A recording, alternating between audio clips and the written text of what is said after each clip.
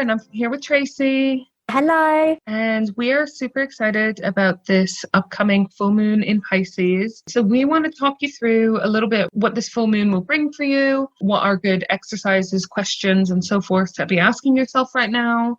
Tracey's going to talk us through a little guided meditation. But I just want to quickly tell you about some crystals and oils that you might like to be using during this full moon phase, but in particular during this moon circle. The crystals that are sort of associated with this time are aquamarine, Pisces being a water sign, so anything to do with water, really. Aquamarine, sodalite is a really good one. I know that's one of your favorites, isn't it, Tracey? Oh, yeah, I love sodalite. Really good for self-awareness if you just need to not question yourself in a bad way, but just we all have questions about ourselves and where we're going. Do some reflection, right? Yeah, definitely. Lapis lazuli and fluorite. So again, it's very much the blues, isn't it? Those crystals. Yeah, really good ones for self-reflection, self-awareness, inner clarity. Aquamarine's a really nice cleansing one as well. Because Pisces, obviously, you say is the sign of water, but it's also a really spiritual sign. So you're really going to be probably going quite daydreaming in this full moon and reflecting on a lot of things. Maybe things will pop up as well that you didn't realise meant so much to you. But can I say, dear, I love this full moon. I don't know if I've mentioned it to you before. And it's also, obviously, Pisces is a very creative sign, isn't it? So that's why it's probably why we think it's really fun. So aromas, we call them aromas because you can use them in multiple ways. So you might use these as essential oils. That's always an easy one. So diffusing essential oils or candles. You might use some of them in your cooking. Some of them are flowers, so why not treat yourself to a bouquet? Because then you're doing self-care as well, right? Yeah. So, cup of tea, maybe. Make yourself a tea. Herbal teas. Yeah, there's loads of ways. The aromas associated with this one are really nice as well, because the first one is apple. Again, super easy one, right? To eat apples. Gardenia, which is a lovely smell. Hyacinth, jasmine, lily, so a lot of flowers. So again, maybe you treat yourself to a little bouquet. Sandalwood, vanilla, which is such a lovely scent, obviously. And, I could think of a million unhealthy ways to consume vanilla, i.e. in cakes. Ice cream. Yeah, exactly. Yeah. And ylang ylang, which is a really, really nice smell as well. Now is the time to be using those. If you've got any of those oils, then why not put some in the diffuser? If you've got a candle with any of those smells, why not light that for this guided meditation that we're going to do? And we'll talk a bit more about all of these after the meditation, but we wanted to let you know about those. Mixture day. I love those fragrances. Right, really nice good selection to choose from, isn't there? So I'm going to hand over to Tracey now to set you up and guide you through the meditation for this full moon. Oh, thanks, Dee. This meditation, for those of you who have joined us before for maybe the new moon meditation or full moon meditation, I normally guide you through, or Dee will guide you through maybe some prompts, some questions from visualization. We take you on a little bit of journey. But for this full moon in Pisces, it's such a reflecting, daydreamy sign on its own that the prompts are going to be quite minimal because I want you to go on your own individual journey with this. Don't panic for those of you who aren't confident with meditating. I'm still going to be there guiding you through, but I think I said today, this full moon is my favourite. And for anyone that is struggling to maybe relax in a moon bath or relax into meditation, the energy of this moon is so daydreamy. It's so spiritual.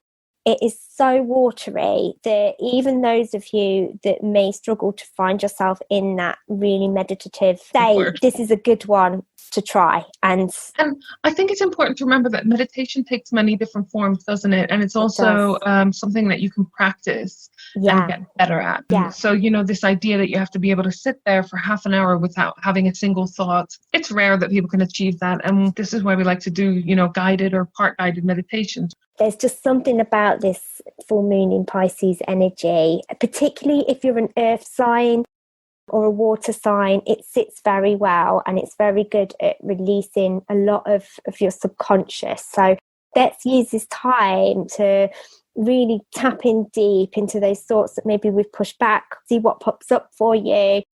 We always talk about releasing and reflecting on the time that we've had in the moon cycle up until this point. But there are times when you're like, I'm not quite sure where I'm going. And I think this energy is great to really assess that and see what comes up. There's no right or wrong, is there? No, of course not. And what we recommend is to have your journal or your notebook or whatever you like to do your journaling in.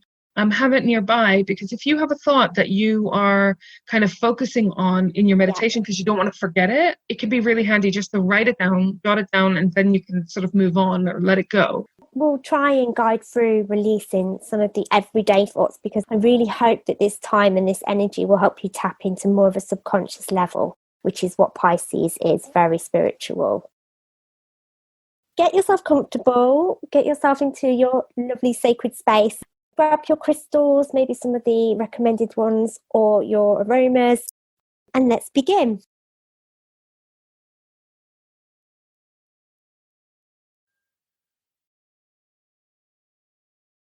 First of all, I'd like you to start with some breathing exercises. So we're going to take a nice deep breath in through the nose and out through the mouth.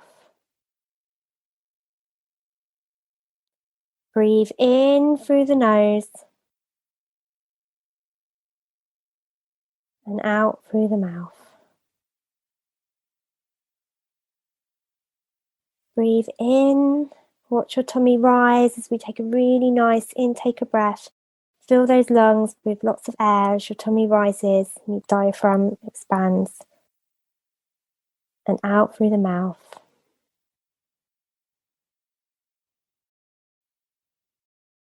Breathing in and out. As we continue to just relax and let go of everything that's happened in the day so far. And as we're breathing, we're not forcing, we're not breathing fast, and we're not breathing slow. We're just really letting the body's rhythm of breathing in and out let us release and guide us on our journey. So continuing with the breathing, we're going to do a body scan. Starting at our toes, working up through the body. Just note how you feel. If there's any areas of tension, just wiggle it away, give yourself a shrug as we really try to relax into the meditation. And as we rise up through the feet, to the knees, to the hips, to the tummy, to the chest, and the shoulders, and down the arms, to the fingers, as we just let go. Release and relax as we continue our journey and breathing into the meditation. And we work our way up to our neck and our head as we focus on our mind and any thoughts that we may be thinking.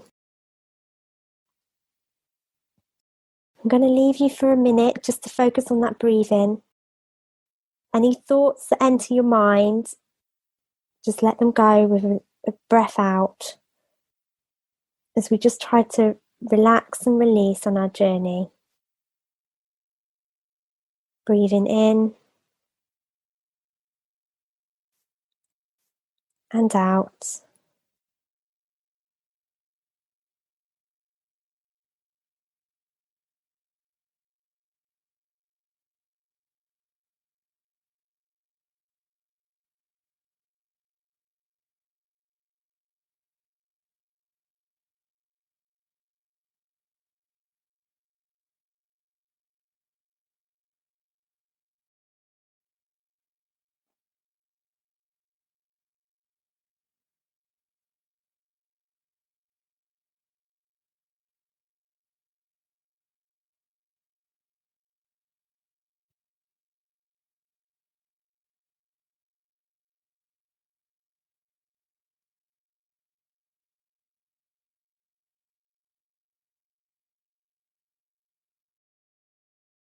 And as we're breathing, we may notice our mind begins to wander. It's okay for the mind to wander, but as those thoughts enter your head, just release them just as quickly as they came. It may be your to-do list. It may be what you've done already. If you're like me, you think, am I doing this right? Should something be happening right now? Just let it go as you breathe out, blow those thoughts into the wind and out with your breath as we release. And if you're struggling to let your mind rest, then let's just slowly go through our day as we release all of the things we've done. So take yourself to the start of the day. When you woke up in the morning, what did you do? What did you have for breakfast? Think about how you woke up and then release. And continue throughout your day, working your way through to all of the things that have happened so far to get you to this point right now. Did you have a meeting? Did you have any lunch? Anything significant happened today? All of those things that have happened so far, think, breathe, and then let go. Working your way through now to anything that happened till you get to this point. Releasing everything that the mind's experienced.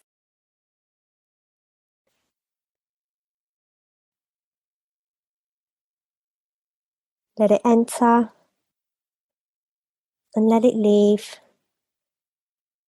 As we breathe in and out and relax into our journey.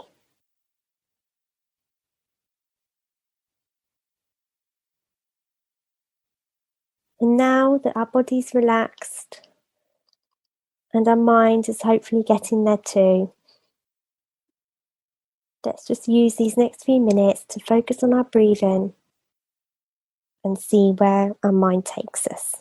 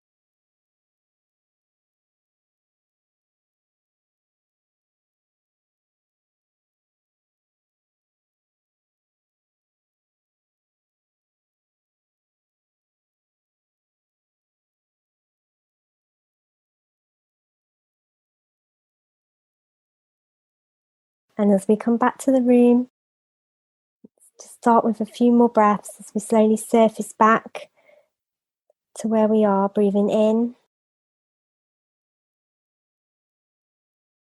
and out. Give those toes a wiggle and the shoulders. Open your eyes as we slowly come back to present.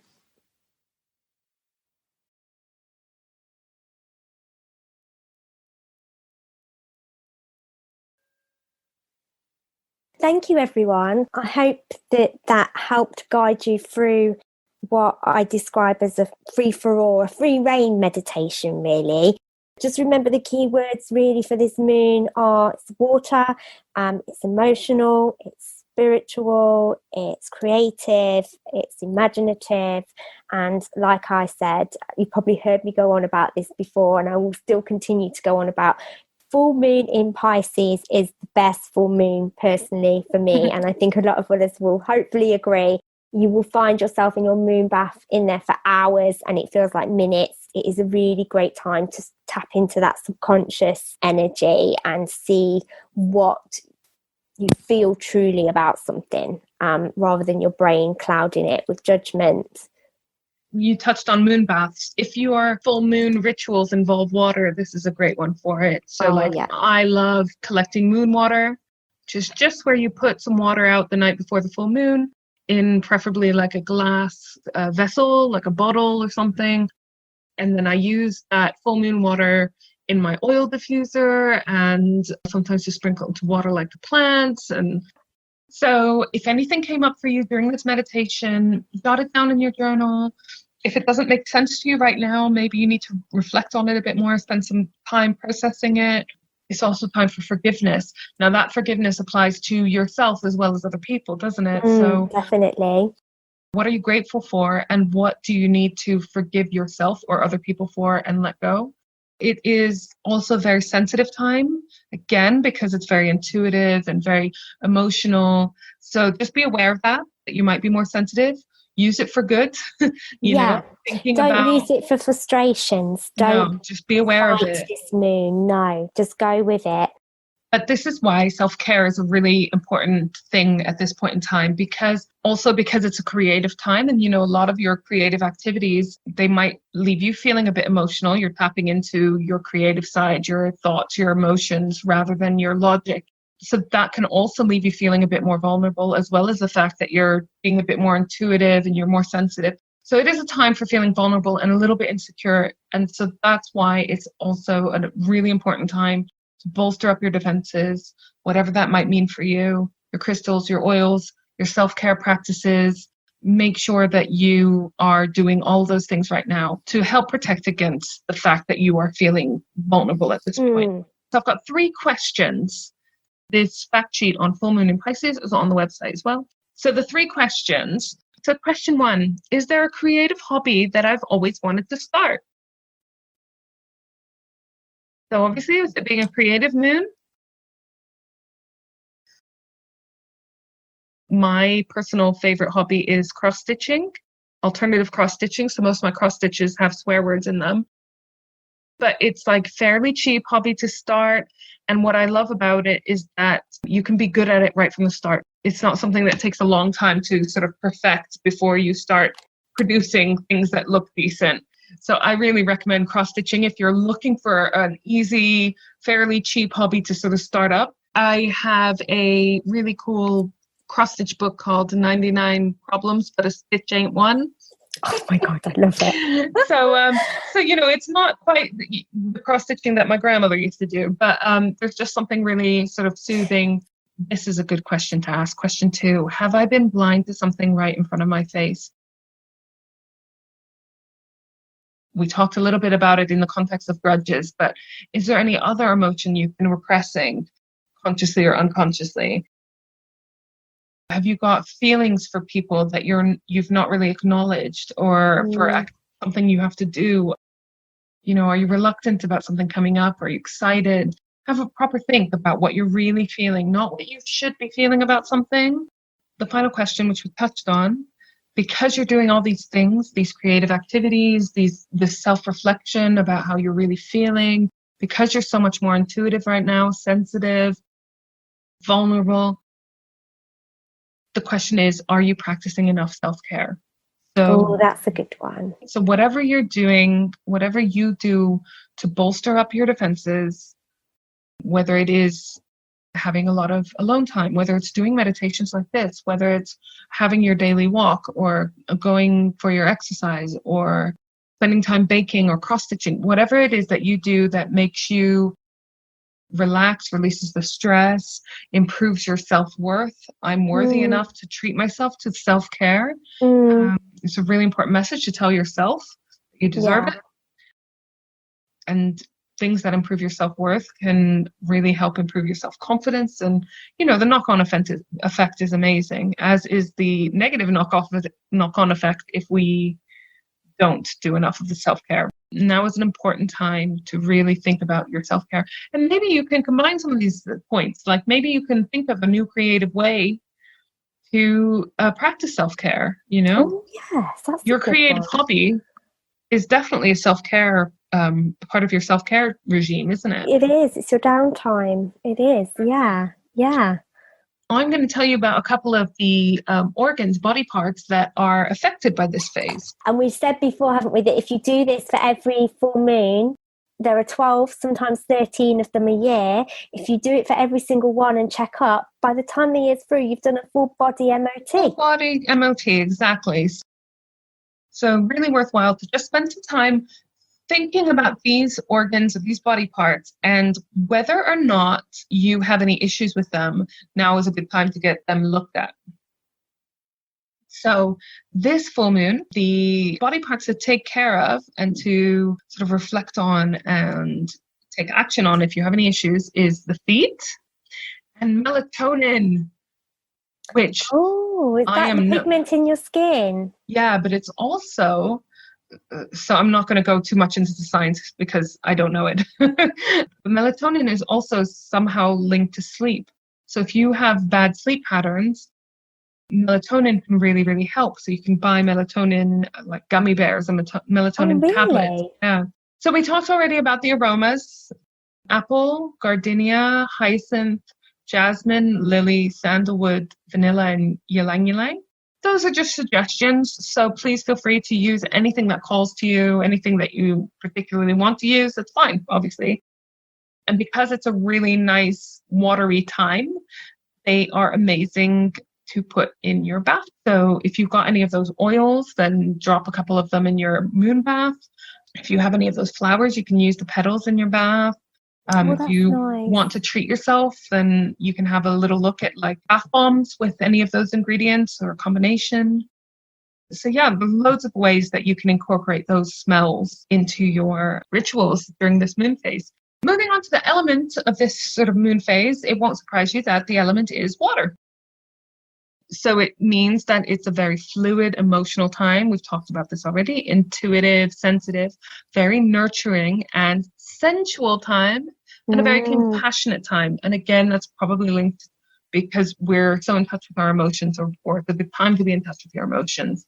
It's easier to be compassionate to others and their emotions. And, you know, and Pisces is such a lovely sign because although it's emotional, it's not very reactive on them. So it's not like shouting, crying, being extreme in the emotions. Yeah. It's just a really nice, subtle emotional sign, isn't it? Exactly. And then that compassion obviously can help you get onto a deeper level with people in your reactions, your relationships with people.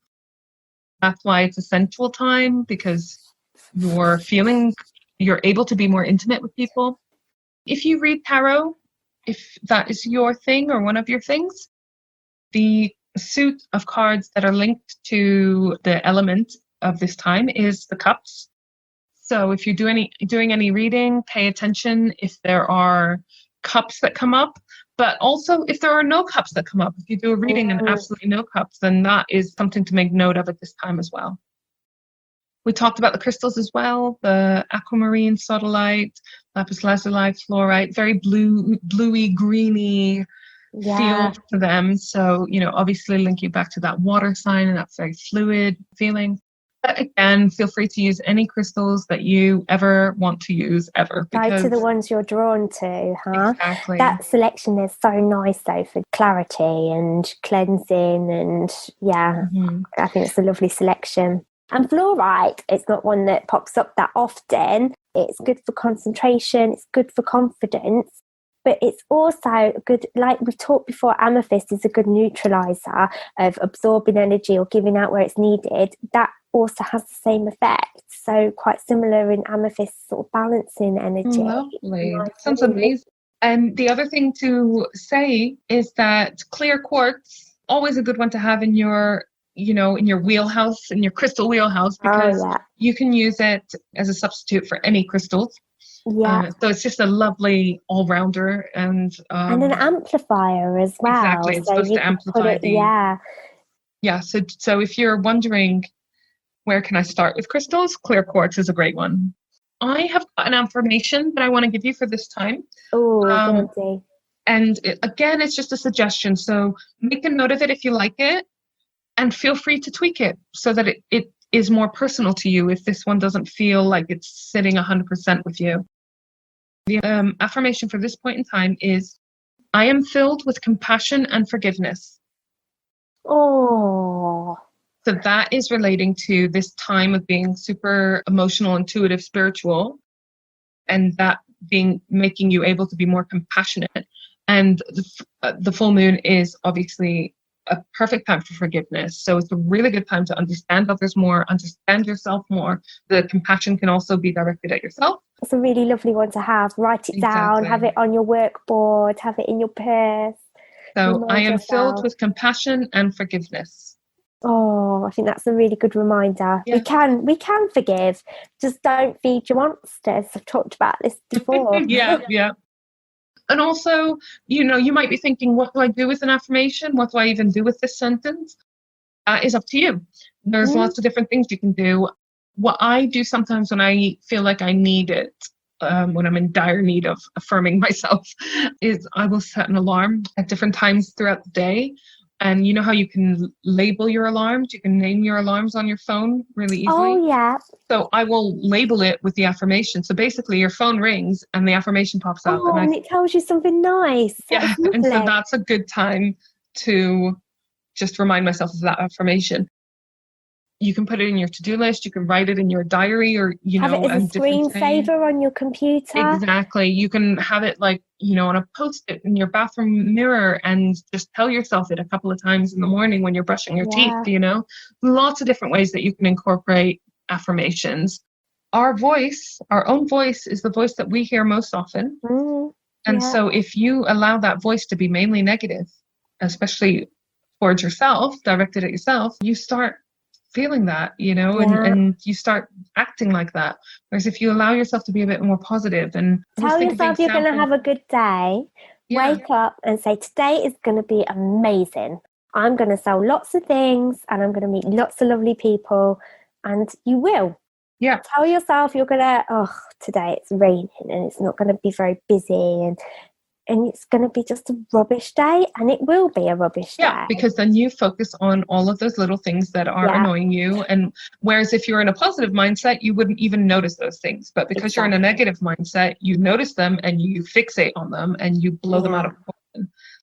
So numerology. We love numerology. Oh, we do. We're learning this one. We don't understand all of it, but we love it anyways. We've talked about this. Most cultures, most religions have some kind of, they assign certain characteristics to certain numbers. We've got the number of the beast, and we've got people's lucky numbers, and it pops up a lot. Well, the numbers associated with this full moon in Pisces there's two of them, 3 and 7. Very interesting, isn't it? And what do they mean? Well, when I tell you, you will understand why these numbers are associated with this time, because it'll be all the things that we've already talked about. So number 3 is associated with being imaginative, creative, dreamy, adaptable, but it can be, I've put here, can be flightsy. So, you know what I mean? A little bit distracted, a little bit, you know, away with fairies. Exactly. Yeah. Away with the fairies. And number 7, which has a history, you know how number 6 is the number of the beast? Number 7 has associations with Christ and heaven and stuff like that, if that's what you believe. I remember as a kid, everyone's lucky number was 7. Lucky 7 is a thing, isn't it? And gambling. And so there's all these cultural, religious, and historical associations with the lucky number 7. And, you know, like, for example, you have unlucky number 13 for a bunch of reasons. Yes. Yeah. When you look into that, why number 13 is unlucky, there's loads of examples why people think that we have associated number 13 with being unlucky. And probably the answer is that all of them are somewhat responsible for us thinking of the number 13 as unlucky. Number 7, which is associated with this time, is mystical, open, balanced, prepared, wise, but can be aloof and superficial. Keep an eye out. If you see the numbers 3 or 7 popping up, that's all I've got for you. Follow your intuition on this one. And I really recommend a moon bath, a bit of moon meditation, and really just relax into it. There's no right or wrong, and just see what this moon pops up for you, because it's going to be a good one. Yeah, enjoy and tell us all about it. Thanks for listening, everyone. Happy New Moon in Pisces. Bye. If you enjoyed that and you want more from us, why don't you head over to our Patreon page, patreon.com/We Knew the Moon, and check out some bonus content.